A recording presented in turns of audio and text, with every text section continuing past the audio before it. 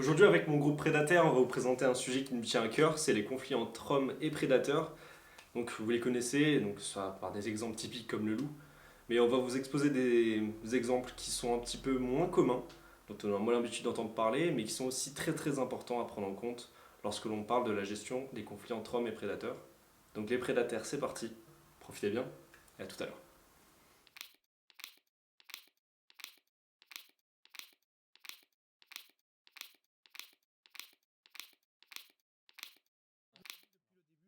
Depuis le début, on peut tous vivre ensemble à partir du moment que l'on se respecte les uns et les autres, et vous ne nous respectez pas.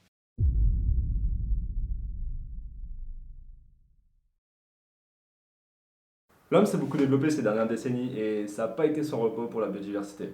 En effet, cette expansion assez récente et rapide a beaucoup fragmenté les habitats. Mais attendez, fragmenter un habitat, c'est quoi? Concrètement, une fragmentation, ça va être le fait de morceler, diviser un habitat, ce qui aura pour influence de modifier et de perturber les déplacements des animaux et de la biodiversité en général. Cela a du coup énormément complexifié les relations entre hommes et biodiversité. En effet, du manque d'espace, humains et biodiversité se retrouvent à exploiter en même temps un même espace, mais surtout une même ressource. Et dans la majorité des cas, l'entente n'est pas parfaite. Et c'est de ça qu'on va parler aujourd'hui. Les conflits entre hommes prédateurs, c'est pas quelque chose de nouveau. En effet, même si hommes et prédateurs se côtoient depuis des milliers d'années, les relations n'ont jamais été très simples. Si on revient par exemple 300 000 ans en arrière avec l'Homo sapiens, ce dernier rentrait en directe compétition avec les grands prédateurs de l'époque, donc ça pouvait être des tigres à dents de sabre ou encore les ours des cavernes. Mais le terme conflit n'était pas forcément très adapté à l'époque, et il faut attendre le début des civilisations, et notamment l'arrivée de l'élevage, pour que la relation entre hommes prédateurs change drastiquement.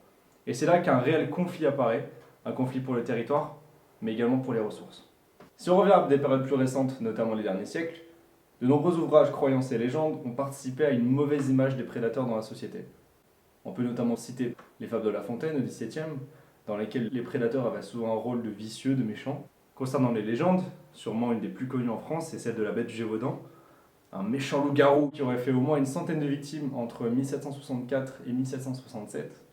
Mais aussi durant ces siècles, il était très commun de voir clouer à l'entrée des granges et des maisons des chouettes, car elles étaient utilisées pour conjurer les mauvais sorts, parce que considérées comme des messagers de la mort. Bon, si on revient un peu à notre époque maintenant, les prédateurs, ils n'ont toujours pas une très très bonne image, que ce soit au cinéma, dans les histoires. Malheureusement, les conflits entre hommes prédateurs, c'est toujours quelque chose d'actuel. Les conflits les plus récurrents ont notamment lieu dans les domaines de l'agriculture, de l'élevage, puisque ce sont des domaines dans lesquels les prédateurs engendrent les pertes économiques les plus conséquentes. Cette tension est assez constante et elle peut malheureusement mener à des actes de braconnage. Pour faire face à ces conflits, certaines mesures sont mises en œuvre, principalement de l'abattage. Toutefois, certaines d'entre elles semblent assez injustifiées car inefficaces, mais perdurent que ce soit par méconnaissance ou aussi par peur infondée. Pourtant, les scientifiques ont démontré que les prédateurs permettaient l'équilibre des écosystèmes et sont bénéfiques aux activités humaines. Ils participent à la régulation des ravageurs de culture, à la régulation des populations d'herbivores ou encore à la réduction de la dispersion de certaines maladies. Il est donc urgent de trouver un compromis entre les prédateurs et les humains car c'est encore possible. En France, il existe une grande quantité de conflits pour de diverses espèces et c'est ce qu'on va voir maintenant. À partir des années 60, l'agriculture s'est fortement intensifiée. Ça a provoqué un changement dans l'utilisation des terres et de ce fait, ça a beaucoup fragmenté les habitats. Comme on a vu tout à l'heure, la fragmentation des habitats, ça peut provoquer un fort déclin de la biodiversité. Certaines espèces étant privées de leur niche écologique initiale, c'est-à-dire la place qu'elles occupent dans un écosystème, vont alors s'adapter à ce changement d'habitat, et certaines utilisent maintenant les champs pour se reproduire, comme par exemple les busards. Cette cohabitation s'avère assez difficile pour certains agriculteurs, et elles peuvent malheureusement mener parfois à la destruction de nids, un vrai désastre pour l'espèce. Regarde Colin, un busard! Le busard cendré est un rapace de la famille des Accipitridae. Comme tous les rapaces de France, il est protégé.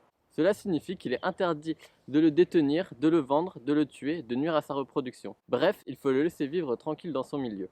En Europe, le nombre de busards cendrés est compris entre 35 000 et 65 000 couples, la majorité se trouvant en Espagne, au Portugal et en France. En France, la population a grandement diminué jusque dans les années 70, où elle est descendue en dessous des 1000 couples. Depuis, grâce aux mesures de protection, celle-ci a pu augmenter et elle se situe actuellement entre 4000 et 5000 couples.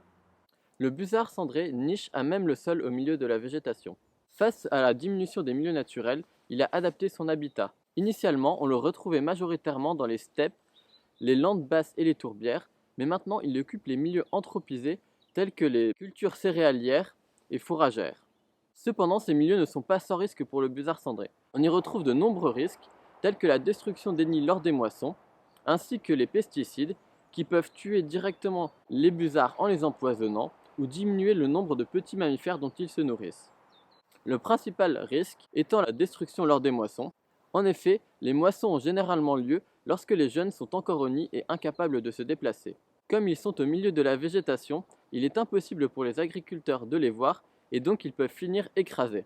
Pour cela, des mesures sont mises en place. La principale étant de trouver les nids et de les protéger. Pour cela, des ornithologues, principalement amateurs, vont scruter les champs pour voir les adultes qui nourrissent les jeunes au nid.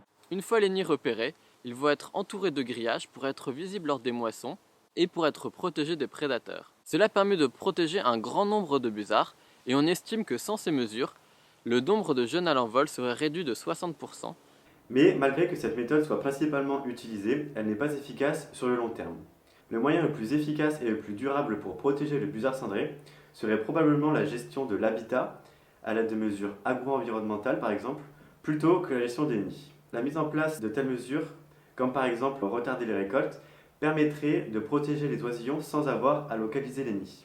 Une étude en Espagne a montré que le chevauchement entre les récoltes et l'envol des jeunes pourrait être évité en retardant les récoltes de seulement 7 à 10 jours. Cependant, il n'est pas toujours facile d'appliquer des mesures liées à l'habitat sur de vastes zones protégées. Une des solutions serait alors de répartir l'effort de conservation sur de petites zones, et une telle mesure serait plus efficace à gérer tant sur le plan logistique qu'économique. Qu'elles soient d'origine bactérienne, virale ou parasitaire, les zoonoses circulent entre l'homme et les animaux depuis toujours. Face à ces maladies, l'homme tire profit de la prédation naturelle des prédateurs sur les individus porteurs.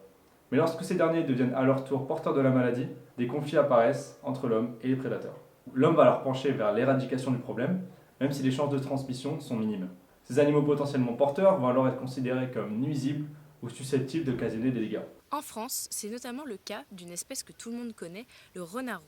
Il s'agit d'un petit mammifère présent sur l'ensemble du territoire métropolitain, dans des habitats mais aussi des altitudes très variées. Cette capacité d'adaptation mais aussi de dispersion rend très complexe l'estimation des tailles de population de l'espèce. À ce jour, en France, le nombre de renards reste ainsi inconnu. Le renard est pourtant très utile. Il participe à la bonne santé de son écosystème en éliminant les animaux morts ou malades. Concernant la flore, l'espèce joue également un rôle important en disséminant les graines, soit par endozoochorie, c'est-à-dire que le renard va ingurgiter les graines puis les disséminer par les excréments, ou alors par épizoochorie, c'est-à-dire que les graines vont s'agripper à sa fourrure pour tomber plus loin. Le renard rend également d'autres services à l'homme, notamment aux agriculteurs céréaliers, car en une année, un renard peut consommer entre 4000 et 6500 campagnols. Il est donc une alternative naturelle aux rodenticides qui sont utilisés dans les cultures pour réguler ces populations de rongeurs. Malheureusement, malgré tous ces services, des conflits existent entre le renard et l'homme. À ce titre, il peut être classé sur les listes départementales des espèces susceptibles d'occasionner des dégâts, et ce pour plusieurs raisons. L'intérêt de la santé et de la sécurité publique, la protection de la faune et de la flore, la prévention des dommages aux activités économiques et enfin la prévention des dommages à d'autres formes de propriété. Les dommages dont on parle ici concernent la prédation du renard sur les espèces d'oiseaux chassés qui nichent au sol, mais aussi les animaux d'élevage. Concernant nos petites poules domestiques, n'oubliez pas que poulailler bien fermé égale sécurité. En enterrant bien votre grillage et en plaçant des dalles ou des bacs à fleurs au pied, les renards auront bien du mal à entrer. L'autre raison pour laquelle le renard peut être considéré comme nuisible s'inscrit dans un contexte sanitaire. Aujourd'hui, 2 maladies parasitaires pouvant être transmises à l'homme sont les raisons officielles de l'abattage du renard en France. La première, c'est l'échinococose alvéolaire. Cette maladie est transmise par ce ver, au nom encore plus barbare, Echinococcus multilocularis. Pour se développer, ce petit ver doit transiter entre les systèmes digestifs de 2 animaux, un rongeur et son prédateur. Après avoir été ingérés, les œufs vont éclore dans le système digestif du rongeur. Lorsque celui-ci se fait à son tour manger par un prédateur, les larves déménagent dans un système digestif plus spacieux où elles vont pouvoir devenir adultes et pondre. Les prédateurs, par leur déjection, vont alors disperser les œufs dans le milieu, et la boucle est bouclée. Malheureusement, Un troisième hôte accidentel peut prendre la place du rongeur et ingérer les œufs. Cet hôte, vous l'aurez deviné, c'est l'homme. Mais alors, comment est-ce possible ? Eh bien, tout simplement en consommant des fruits ou légumes ayant été en contact avec les excréments des prédateurs, ou bien en touchant sa fourrure, et en mettant ensuite les mains à la bouche. Aujourd'hui, de nombreuses études démontrent l'inefficacité de l'abattage contre la propagation de la maladie et mettent plutôt en avant l'efficacité de la vermifugation des renards. En France, le renard est une espèce chassable du 1er juin au 31 mars. Toutefois, dans les départements où il est classé comme nuisible pour les raisons qu'on vient d'évoquer, il peut être tué toute l'année. Cela peut être par tir, piégeage ou encore déterrage, sans limite de nombre. Afin d'encourager les abattages, des primes à la queue sont encore en vigueur dans certains départements. Chaque année en France, plus de 600 000 renards sont ainsi tués pour des raisons officielles qui sont injustifiées sur le plan scientifique. Le loup, c'est le prédateur le plus controversé d'Europe. Pour certains, il représente un retour à la vraie nature, mais pour d'autres, il représente un retour à un climat de peur. Sa capacité de dispersion et d'adaptation au milieu semi-urbanisé lui a permis de rapidement élargir son territoire. De plus, les nombreux actes de prédation, que ce soit sur les troupeaux d'ongulés sauvages ou les bétails, engendrent de nombreux conflits entre le loup, chasseurs et éleveurs. Ainsi, cette problématique engendre deux types de conflits, un conflit pour les ressources, mais aussi pour le territoire. Le loup gris est un mammifère carnivore de la famille des canidés, c'est-à-dire qu'il appartient à la même famille que le petit chien que vous avez à la maison, ou bien que le renard que vous croisez le soir en rentrant chez vous. C'est un animal social qui vit en meute, et cette meute elle est composée d'un couple dominant, le couple alpha, et elle peut être composée d'autres individus qui sont souvent les descendants de ce couple dominant. Concernant le régime alimentaire du loup, c'est un animal opportuniste, c'est-à-dire qu'il va choisir ses proies en fonction de leur densité ou bien de leur disponibilité dans le milieu. Préférentiellement, le loup va consommer, en tout cas en France, des espèces d'ongulés sauvages, c'est-à-dire des chevreuils, des cerfs, des sangliers ou encore des chamois. Le loup était présent en France depuis des siècles. Cependant, la facilité du port d'armes et les politiques d'abattage au cours des siècles derniers ont mené à sa disparition totale sur le territoire français en 1937. Les premiers indices du retour naturel du loup dans les Alpes datent de la fin des années 1980. Cependant, la première observation d'individus authentifiés a été faite en novembre 1992 dans le parc national du Mercantour. Les loups n'ont donc pas été réintroduits. Ils sont arrivés naturellement suite à une recolonisation par étapes depuis le massif des Abruzzes en Italie. Cette reconquête s'est faite grâce à plusieurs facteurs. Tout d'abord, la protection légale du loup, ensuite la déprise agricole, puis la forte abondance de gibier et d'espèces proies sur le territoire français. Le loup est un prédateur protégé à plusieurs niveaux. Tout d'abord au niveau international par la Convention de Berne de 1979. Ensuite au niveau européen par la directive Faune-Flore-Habitat. Et puis au niveau national par un arrêté du 23 avril 2007. En France, 125 zones de présence permanente ont été recensées, dont 106 sont composées en meute. C'est l'Office français de la biodiversité qui s'occupe de collecter différentes données afin d'estimer l'effectif de loups présents sur le territoire. Pendant l'hiver 2020-2021, ce sont 624 individus de loups qui ont été recensés, ou en tout cas estimés sur le territoire français. Le loup partage le territoire avec de nombreux utilisateurs tels que les éleveurs, les randonneurs, les chasseurs, les vététistes et bien d'autres usagers. Cependant, l'intérêt commun du loup et de l'homme pour le territoire et ses ressources génère l'apparition de nombreux conflits. Ces conflits sont notamment dus à ses actions de prédation sur le gibier sauvage et sur les troupeaux domestiques. Depuis ces dernières années, les attaques sur les troupeaux ovins se font de plus en plus nombreuses. Par exemple, en 2020, on recense plus de 2400 attaques sur le territoire français. Le loup est alors une espèce à fort enjeu économique, puisqu'il va engendrer un coût, notamment pour les indemnisations qui sont faites auprès des éleveurs lorsqu'il y a des attaques, mais aussi pour le financement de moyens de mesure de protection, tels que l'utilisation de filets ou bien l'utilisation de chiens de protection. Il existe également des mesures de protection directes. Ce sont les tirs de prélèvement et les tirs de défense. En fait, même si le loup est une espèce protégée, il existe en France un arrêté qui autorise son abattage. Ceci est dans le cadre de mesures de protection sur les troupeaux domestiques par rapport aux actions de prédation du loup sur ces troupeaux. Donc en fait, les tirs de loup sont autorisés, mais très réglementés.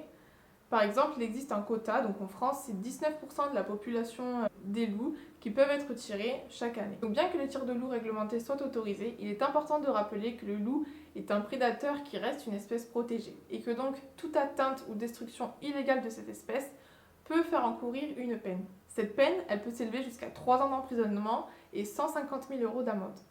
Malgré cette interdiction, le loup est victime de braconnage, soit par des éleveurs excédés par les prédations, Arrêtez de vous palucher avec les loups, bordel de Dieu! ou alors par des chasseurs n'acceptant pas le retour du prédateur naturel sur le territoire. Malheureusement, le loup souffre de sa mauvaise image alors que les scientifiques ont reconnu son rôle comme essentiel dans un écosystème, car il occupe le sommet de la chaîne alimentaire en tant que superprédateur. Il induit un phénomène de contrôle sur les herbivores appelé top-down. Lorsqu'il est présent, le loup va influencer les populations d'herbivores, qui eux vont influencer les communautés végétales. Ainsi, lorsqu'il est absent, les populations d'ongulés vont augmenter, ce qui va exercer une forte pression de pâturage et dégrader les écosystèmes. On a pu voir que de nombreux conflits existaient, allant du conflit économique au conflit de société humaine, et que des actions de gestion étaient mises en place, mais des actions de gestion pas forcément justifiées ou même pas forcément efficaces. Pour améliorer la conservation des prédateurs, il y a plusieurs mesures qui peuvent être mises en place. On peut penser notamment à des mesures de sensibilisation du grand public, en leur exposant concrètement les réalités scientifiques. Il serait également intéressant d'utiliser et d'effectuer de nouvelles études comportementales pour mieux comprendre les espèces afin d'éviter de prendre des mesures qui seraient juste inutiles. Il serait alors intéressant d'utiliser les résultats qui ont été tirés des études précédentes et de les intégrer dans des mesures de gestion adaptées pour concilier au mieux faune sauvage et humain. Bon, maintenant on vous a tout présenté, on voulait juste vous remercier beaucoup d'avoir regardé la vidéo. On va pas vous demander d'appuyer sur la petite cloche ou de vous abonner parce qu'on n'a pas de chaîne YouTube, mais juste merci beaucoup et à bientôt. Au revoir.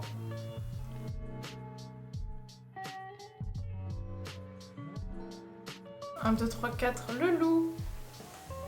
Bonjour tout le monde. Oh, il faudra régler les hauteurs. C'est un bizarre sonnerie. Mon Dieu.